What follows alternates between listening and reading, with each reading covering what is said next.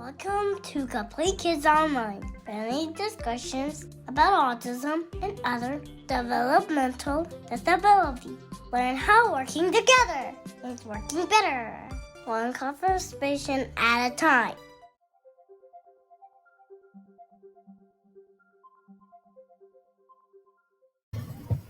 Hello, welcome to Complete Kids Online. I'm Gina. And I'm Bob.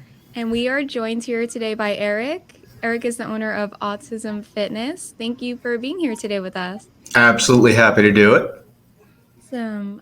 Tell us a little bit about Autism Fitness and your mission and kind of its history.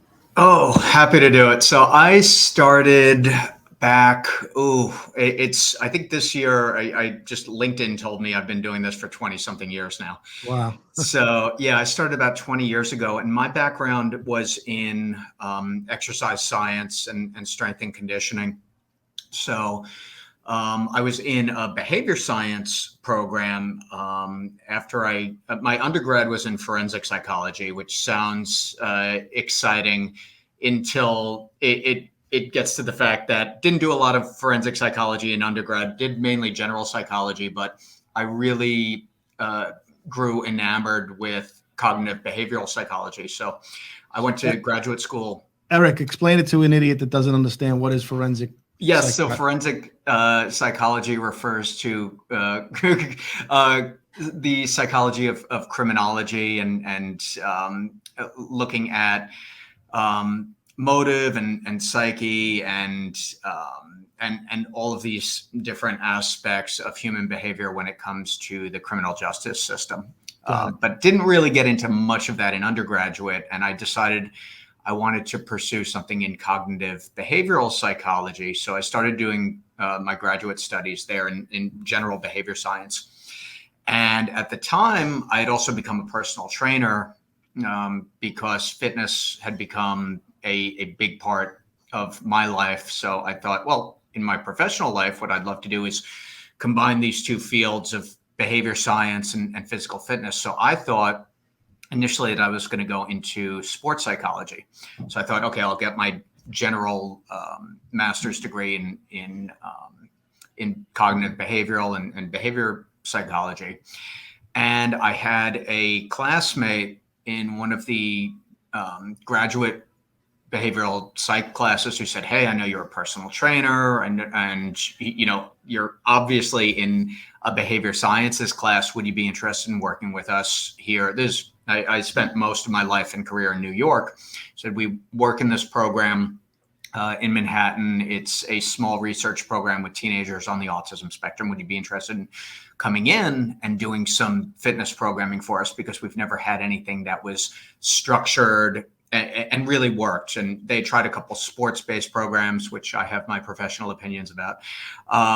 But nothing ever really clicked. So I came in having this background in personal training and exercise science, and then clinical training in applied behavior analysis. And the more I looked, the less I found in terms of standardized practices or best practices for implementing fitness and movement programs for the autism and neuroadaptive population. But here I was with this emerging interdisciplinary model that I had. You know, I could draw from the strength and fitness science. I can draw from the ABA side. And so I started out working predominantly in Manhattan and then doing a lot of in-home as well. And then just by nature of necessity, creating a methodology around it because there's nothing that existed. So it was, okay, how do I know theoretically and conceptually how to do this. I know what exercises I want to use. I know what's going to have the best outcome for, you know, when you're talking about human beings, you're talking about the human body. So there are some good set points or some good baselines for what we need to do. Question is, particularly for the neuroadaptive population, how do we implement that in a way that's meaningful? Because I could have an awesome program on paper or on a screen that says, okay, squat, press, pull, carry, but how do we implement that in a meaningful way for this population? So that's kind of part two. So started working with many more individuals, started writing about it, started doing videos about it, and then 7 years ago now, launched the Autism level one certification, the Autism Fitness level one certification, which currently has about 400 certified pros in, I think, 10 different countries right now. And then 3 years ago, right before the pandemic, moved to Charlotte and started up my one-to-one program here and continue to lead the level one certification and the level two, and of course the master level. So I got to back you up. So Please. I'm not letting you get away with it. You did say that you have an opinion on sports-based programs. Do tell. Yeah. Well, it comes down to what works, and it comes down to what our goal is. All right. So, and it's also highly, there's a cultural relevancy and a cultural consideration to this. So when I started, it's not that I am vehemently against sports-based programs, but we have to ask, what is our goal? What works? And how can we scale? The key to anything, especially in this world, is scalability. Can we dial it back and make it simpler so that someone can acquire the skills so it's meaningful for them? And how much can we progress it? So you always need the progression, you always need the modification in any skill set. And because sports tend to be, like, if we're looking at the pyramid of what we consider important as far as movements, everything is like sports, and we want to turn kids into like sports specific athletes. And this happens very much in general neurotypical world. So then we say, all right, well, let's do adapted sports. And my challenge is always, okay, well, let's take a stopwatch now. And if we're doing adapted soccer, we're doing adapted basketball, we're doing adapted whatever, depending on the sport. Okay, let's take a stopwatch. Let's see how much time that individual is actually participating. If it's a 45-minute session and they're participating for 28 minutes out of that, 32 minutes of that, awesome. However, that's not typically, in my experience, that's not typically what we see. So we have to ask a couple of questions that are really critical as far as the use of time and what we're doing as far as instruction. Number one, what is the goal here? Is the goal general physical fitness and movement and creating strength and stability and better motor planning? Is the goal like socialization? What's our hierarchy here? What's the most important thing that we can get done? So it's not that sports are bad. It's like looking at a toolbox and saying, well, I need to hammer this nail in, but we have a screwdriver.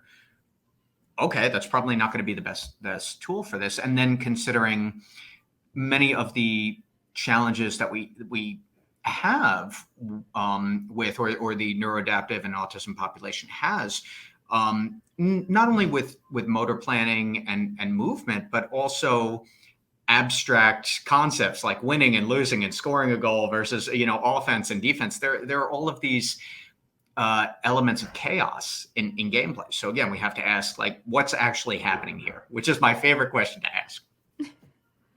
Now that you couch it that way, it makes total sense.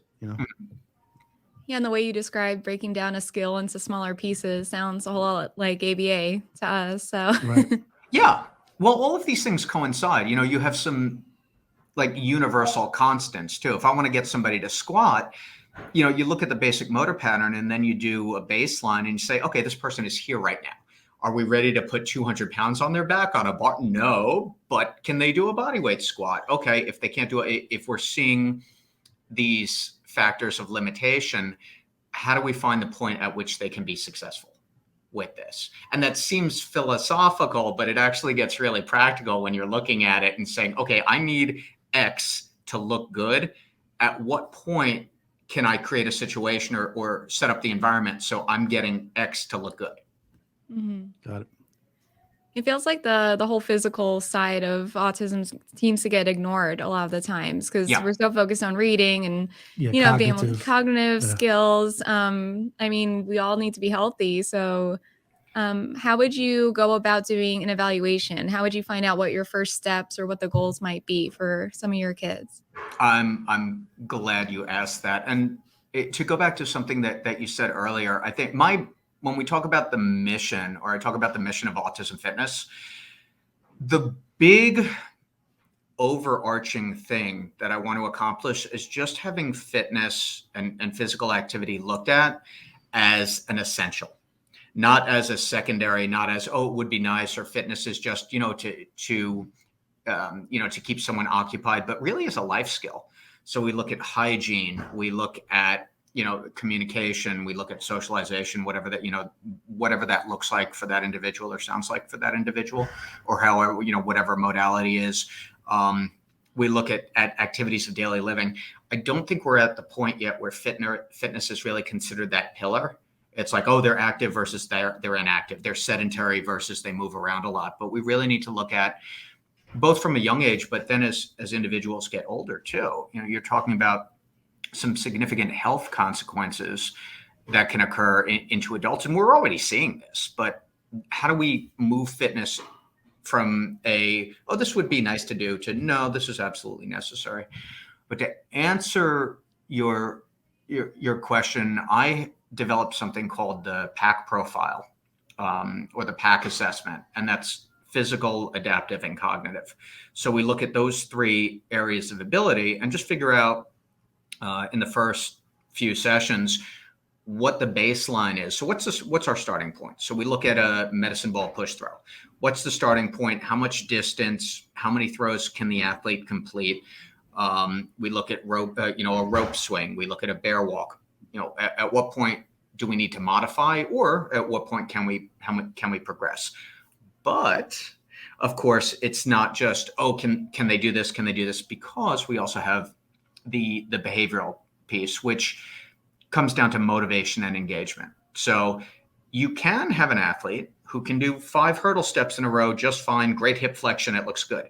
However, how motivated are they to do that? They could do 2 hurdle steps and then run off to the other side of the room or sit down. And so what's happening behaviorally and as far as engagement and on-task performance? And then the cognitive one comes down to 2 different really important aspects. You have the neurological, and this is just in the confines of fitness programming. So the neurological would be, communication, their ability to process information, and then, short and long-term memory. So we're looking at that just with respect to fitness activities. And then we have the neuromuscular, and this is where we get into, for example, kinesthetic awareness, which I think sometimes there's a misrepresentation or more of a misunderstanding of kinesthetic inability. It doesn't mean that our athlete is bouncing off the walls trying to figure out where they are. It can be the difference between raising their arm halfway up overhead and then going all the way to full extension overhead, and how they're processing this. So when I take a baseline, when I'm doing an assessment, I need to figure out where are they starting with this exercise physically, how motivated are they to perform, and cognitively, what do I need to put into place so that they understand the expectation, so that their performance is as good as it can possibly be. So you can never just take out one of those elements and say, I'm not focusing on the motivation and engagement. Let's just go without it. It's not going to happen. Something's going to break down. But if you have all 3 in place, then you have a really good starting point. It's funny when you were saying that before, Eric, about, the importance of the fitness, and it's important in every other community or demographic. Yeah. Why would it not be important to this? I've been asking that for 20 years. Yeah. It's funny how that, being in this field now, it's often overlooked, which is unfortunate. Yeah. So if can you give us some tips maybe to parents about, incorporating this kind of stuff, and or maybe even, seeking out help and to, address the, the lack of importance on this subject. Yeah. We always want to meet the athlete, and that's an asterisk there too. So I refer to all the individuals that I work with as my athletes. My broad definition of that is if you're moving consistently and if there's progress, then to me, you're an athlete. So it's kind of this. That's awesome, because I checked that box. So I'm going to call myself an athlete from now on. Perfect. Yeah. It's an athlete for life skills. It doesn't need to be sports specific. So the key is to meet that individual where they're at right now. So it's not, hey, just start out with, 10 exercises, 45 minutes a day, 4 to 5 times a week, because that can be overwhelming, not only for the athlete, but that can be overwhelming for a family as well. So the key is start small, but consistency is going to absolutely win the day every time. So we start out with 6 medicine ball throws on a Tuesday, and you look at it and say, we only did 6. Great. Tomorrow you can do 7. So it's just building on these. When I'm developing home-based programs, we'll start out with maybe 3 or 4 exercises and build on there. Okay. Once we can do this, let's build on that. So I think the key is we can always have a starting point. Like there's always, as long as we have a baseline starting point, we can get somewhere from there. That's awesome. How could a parent reach you, or it's a similar program in their city? Are there resources? Yeah, they can find everything on autismfitness.com. And if they're looking for a certified that's pro, no spaces, Eric, just Autism Fitness, all one word. Yep. autismfitness.com. And I'm actually working on a new database of all of our currently certified pros, but they can always reach out to me and ask if I have someone who's certified in their area as well. But in another month or so, anybody watching this after a month, it'll probably be up already, but I'll have an all new searchable directory for people who are certified in the methodology. And here, of course, in Charlotte, I work with some individuals on one-to-one on a limited basis, and work with families in a consulting role as well. What does that certification process look like for your trainers? I am glad you asked. So the certification is a hybrid process. There is an online course. It's over 15 hours of video demonstrating this entire PAC profile process, programming, behavior support, everything that one would need to start and facilitate a program.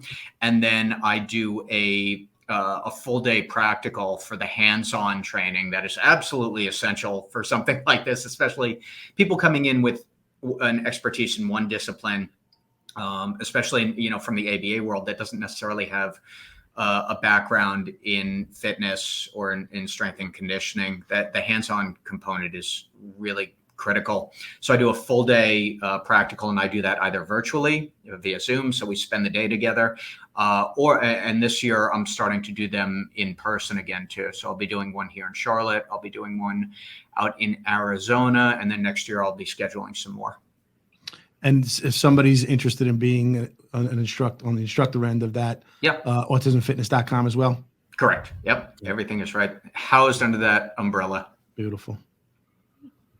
Do you have any other social media that people can find you on or get any more information? I have all the social media. Yeah, it's at the Autism Fitness on Instagram, on what's the other one? On YouTube. Okay. Yes, Facebook, YouTube. I do a lot of videos. I do a weekly Tuesday training video on YouTube. Goes up every Tuesday. And then people who are on my newsletter, which is completely free, on autismfitness.com, get the weekly Tuesday training email, and then the Friday follow-up, which has key points and takeaways from that training. So I do a lot on the exercise selection side, how we implement this particular exercise, why we're implementing that exercise. So you can find me on YouTube at the Autism Fitness. And then, of course, LinkedIn, you can look Autism Fitness, or you can look me up, Eric Chessen, and connect. Awesome. We always wrap up. So we have a thing in our company about, we have a theme about superheroes. So we wrap these podcasts about, if you could have any superpower, what would that be? Teleportation. By far. I don't think people really, and I like the Charlotte airport too, but it's gotten better too, but TSA lines, if you could just fly right over those. Coming from the world of JFK and LaGuardia, Yes. Yeah. It's a very different experience. No, I know. But still, there's much room for improvement, even in CLT, which we love. Thanks so much for being here with us today. My pleasure. That was fun. This was awesome. Thanks again, Eric. Appreciate it. Once again, if everybody wants to look into these types of things, autismfitness.com. Thank you very much. Thanks. Bye. Bye. To continue the conversation, visit the links to our website, Facebook page, or Instagram in the comments.